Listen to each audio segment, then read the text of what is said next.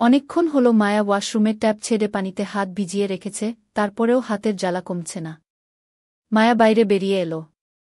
কিরে বেরিয়ে এলি? আমি তো ভাবলাম আজকে সারা রাত বোধহয় ওয়াশরুমে কাটিয়ে দেওয়ার প্ল্যান করছিলি। আমি জানি না আপনি আমার সাথে কেন এরকম করছেন, জানি না আমার ভুল কি। তবে দেখবেন একদিন আপনার নিজের এই কাজে আফসোস যেন করতে না হয়। আফসোস? তাও আবার আমি?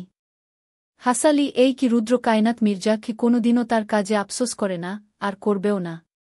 বেশি কথা না বলে ওখানে ফার্স্ট এইড বক্স রাখা আছে, হাতে ওয়েন্টমেন্ট লাগিয়ে নে।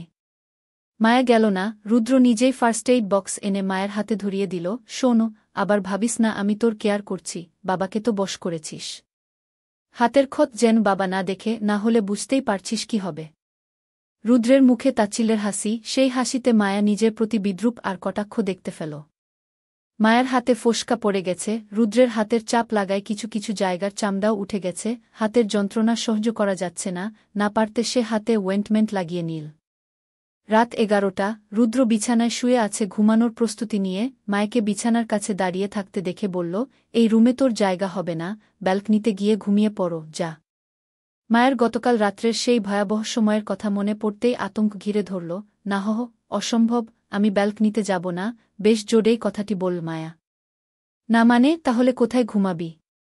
আমাকে বালিশ আর একটা ব্ল্যাঙ্কেট দিন, আমি সোফায় ঘুমাব। কাকের বাচ্চা, তুই কথা শুনিস নি? এই রুমে তোর জায়গা হবে না, তোকে ব্যালকনিতেই ঘুমোতে হবে। ঠিক আছে, তাহলে আমি বাবাকে গিয়ে বলছি আমাকে অন্য একটা রুমের ব্যবস্থা করে দিতে। বাবাকে বলবি মানে? তোর জিভ টেনে ছিঁড়ে ফেলব আমি।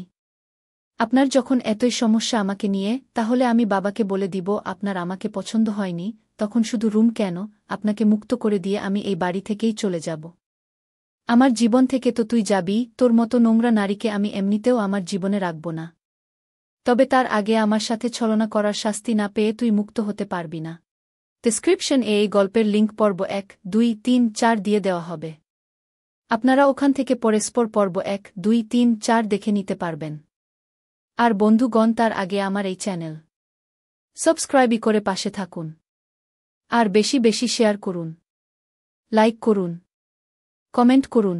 ঠিক আছে, আমি এখনই গিয়ে বাবাকে সব বলে দিচ্ছি। কথাটি বলেই মায়া চলে যাচ্ছিল।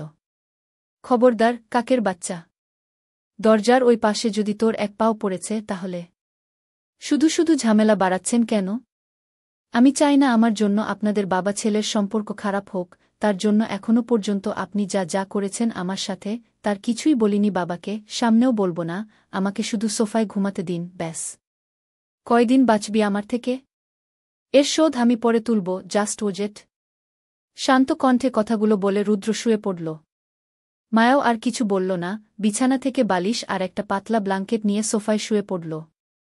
সোফাটা বেশ বড় হওয়ায় ঘুমোতে কোনো অসুবিধা হচ্ছে না। সকালবেলা ফজরের আয়ান দিচ্ছে। মায়া নামাজ পড়ে আর ঘুমাল না, রুদ্রকে দেখল এখনও ঘুমিয়ে আছে। উনি কি নামাজ পড়বেন না? আমি কি উনাকে ডেকে তুলব পরে যদি এর জন্য আবার রাগারাগি করেন? না না, কি ভাবছি আমি?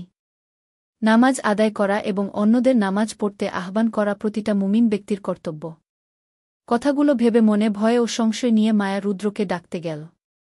অনেকক্ষণ ডাকাডাকি করার পরেও রুদ্র যখন উঠল না, মায়া তখন ভাবনাচিন্তা ছাড়াই এক ভয়ঙ্কর কাজ করে ফেলল। পাশে রাখা জগ থেকে অল্প কিছু পানি হাতে নিয়ে রুদ্রের মুখে ছিটিয়ে দিল। ঘুমের মধ্যে রুদ্রের মনে হচ্ছে তার চোখে মুখে কেউ পানি দিচ্ছে। বিরক্ত হয়ে চোখ খুলতেই সামনে জগ হাতে মায়াকে দেখতে পেয়ে যা বুঝার বুঝে গেল। স্যার, নামাজের সময় পেরিয়ে যাচ্ছে। অনেকক্ষণ ডাকাডাকি করার পরেও আপনি উঠছিলেন না, তাই আমি। মায়া পুরো কথা শেষ করার আগেই নিজের গালে পুনরায় দাবাং মার্কা থাপ্পড় খেয়ে ফ্লোরে উল্টে পড়ল। 6 ফিট 1 ইঞ্চি উচ্চতার দানবীয় শরীর, দেখেই মনে হয় প্রতিদিন নিয়মিত জিম করার ফসল। 5 ফিট 4 ইঞ্চির রোগা পাতলা মায়াকে রুদ্রের কাছে নিতান্তই চুনোপুটি মনে হয়। রুদ্রের দানবীয় শরীরের শক্ত হাতের থাপ্পড়ে যে কোনো পুরুষও খেয়ে হারিয়ে ফেলে, সেখানে 2 দিনে 2 বার থাপ্পড় খেয়ে মায়ার অবস্থা শোচনীয়। মায়া ফ্লোরে একইভাবে পড়ে আছে, মাথা ঘুরছে, ঠোঁট কেটে রক্ত পড়ছে, কান ঝা ঝা করছে। বাম গালের ব্যথায় এখনও সারেনি, এখন অপর গালে আবারও থাপ্পড় খেয়ে তার অবস্থা নাজেহাল, ফ্লোর থেকে মাথায় তুলতে পারছে না। রুদ্র এগিয়ে এসে মায়ের কাছে হাঁটু মুড়ে বসল, অন্ধকারে মায়ের দিকে কিছুক্ষণ তীক্ষ্ণ চোখে তাকিয়ে রইল। তারপর হঠাৎ করে পিছন থেকে মায়ের চুল খামচে ধরে টান দিয়ে মায়ের মুখ উপরে তুলে নিজের মুখোমুখি করল। চুলে টান লাগায় ও গালের যন্ত্রণায় মায়া অস্ফুটস্বরে ঘুঙ্গিয়ে উঠছে। রুদ্র ক্রূর হাসল, বলল, আমার হাতে মার খেতে খুব মজা লাগে, তাই না baby? Then okay, as your wish. আমারও তোকে কষ্ট দিতে ভীষণ মজা লাগে। অন্ধকার ঘর, বারান্দার দরজা খোলা থাকায় চাঁদের হালকা টিমটিমে আলো ঘরে প্রবেশ করছে। আবছা আলোয় মায়ের জ্বলে ঘেরা ভাষা ভাষা চোখগুলো শুধু দেখা যাচ্ছে। রুদ্র আর কিছু বলছে না, নিঃশব্দে মায়ের দিকে তাকিয়ে আছে শুধু। দেখতে দেখতে মায়ের চোখ থেকে কয়েক ফোঁটা জল গড়িয়ে পড়ল। সেদিকে রুদ্র আরও কিছুক্ষণ তাকিয়ে থাকল। হঠাৎই জানে না কি হল রুদ্রর। মায়কে ছেড়ে কেমন অস্থির চিত্তে গটগট পায়ে বাইরে বেরিয়ে গেল সে।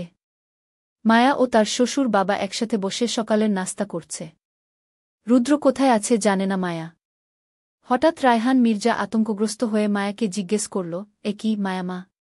তোমার হাতের এই অবস্থা হলো কি করে, আর কপাল আর ঠোঁট কাটল কিভাবে? রায়হান মির্জার প্রশ্ন শুনে মায়া থমকে গেল। এতক্ষণ অন্যমনস্ক থাকায় শরীরের ক্ষত ঢাকার কথা ভুলে গিয়েছিল সে। এখন বাবাকে কি উত্তর দিবে সে? মিথ্যা বলা ছাড়া উপায় নেই। আসলে বাবা, রান্না করতে গিয়ে হাতে গরম পানি পড়ে হাত পুড়ে গিয়েছে। আর সকালে ওয়াশরুমে পড়ে গিয়ে ব্যথা পেয়েছি। তুমি চিন্তা করো না বাবা, ঠিক হয়ে যাবে। তোমাকে না বলেছি কাজ করার দরকার নেই। বাসায় এতগুলো সার্ভেন্ট থাকতে তুমি কেন কাজ করতে গেলে মা?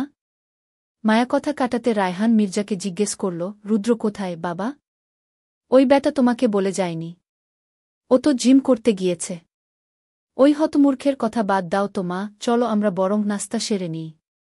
আপনি উনাকে জিম করতে কেন দেন বাবা? ওসব করতে করতে শরীর কেমন গন্ডারের মতো বানিয়েছে দেখেছেন? উনাকে দেখতে কেমন রাক্ষসের মতো লাগে। মায়ের কথা শুনে রায়হান মির্জা হো হো করে হেসে ফেললেন।